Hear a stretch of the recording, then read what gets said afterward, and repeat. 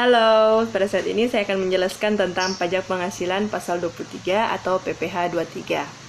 Pengertian pajak penghasilan pasal 23 yaitu mengatur pemotongan pajak atas penghasilan yang diterima atau diperoleh wajib pajak dalam negeri dan bentuk usaha tetap yang berasal dari modal, penyerahan jasa, atau penyerahan kegiatan selain yang telah dipotong oleh PPh pasal 21 yang disediakan untuk dibayarkan atau telah jatuh tempo pembayarannya.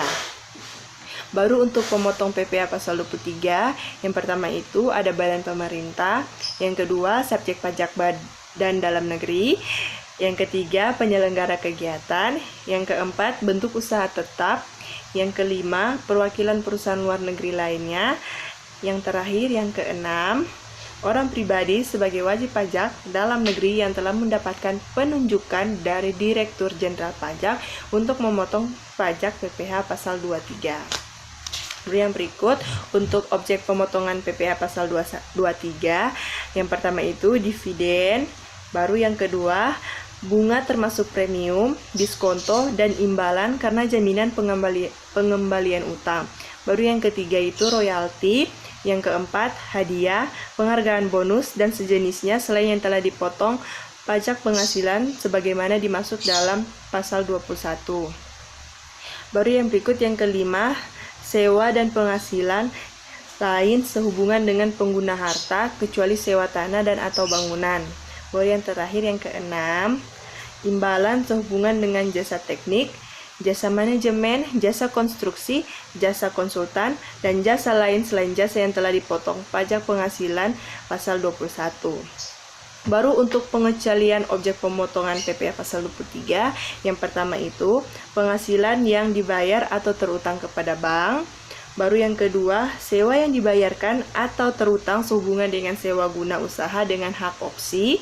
Baru yang ketiga, dividen atau bagian laba yang diterima atau diperoleh perseroan terbatas sebagai wajib pajak dalam negeri, koperasi, BUMN, atau BUMD dari penyertaan modal pada badan usaha yang didirikan dan bertempat kedudukan di Indonesia. Baru yang berikut yang keempat, dividen yang diterima oleh orang pribadi.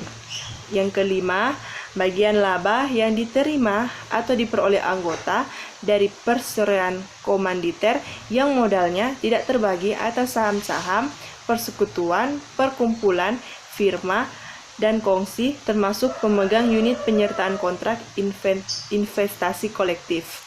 Baru yang berikut yang keenam, sisa hasil usaha koperasi yang dibayarkan oleh koperasi kepada anggotanya. Yang terakhir yang ketujuh, penghasilan yang dibayar atau terutang kepada badan usaha atas jasa keuangan yang berfungsi sebagai penyalur pinjaman dan atau pembiayaan yang diatur dengan peraturan Menteri Keuangan. Baru yang berikut untuk tarif pemotongan, dia ada 15% dan 2% itu tergantung dari objeknya. Berikut tarif pemotongan yang pertama itu sebesar 15% dari jumlah bruto atas dividen, bunga termasuk premium, diskonto dan imbalan karena jaminan pengembalian utang, royalti, dan hadiah, penghargaan, bonus, dan sejenisnya selain yang telah dipotong oleh PPh 21.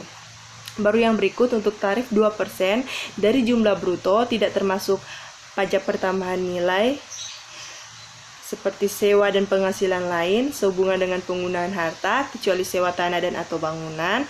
Baru yang berikut imbalan sehubungan dengan jasa teknik, jasa manajemen, jasa konstruksi, jasa konsultan, dan jasa lain selain jasa yang telah dipotong oleh PPh pasal 21. Nah, jasa-jasa tersebut ada sebanyak 62 jasa.